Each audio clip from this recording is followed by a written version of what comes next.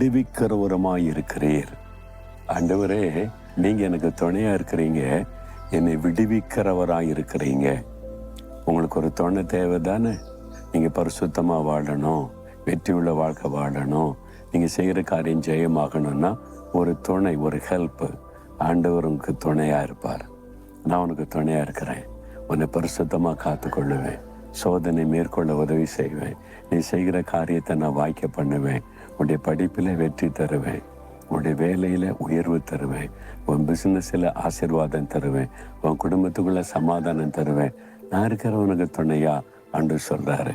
நான் அப்படிதான் சொல்லுவேன், ஆண்டவரே, என்னால் இந்த ஊழியத்தை செய்ய முடியாது, என்னால் இதெல்லாம் செய்து முடிக்க முடியாது, எனக்கு துணையா இருந்து நீங்கள் செய்யுங்கன்னா அவர் அழகாக சொன்ன, நான் இருக்கிறேன் துணையா, நீ செய், உன்னால் முடிந்ததை செய்துக்கிட்டே நான் கூட இருந்து எல்லாத்திலும் உதவி செய்வேன். அப்படி தான் இந்த ஊழியம் நடக்கிறது, அப்படி தான் என் வாழ்க்கை நடக்கிறது.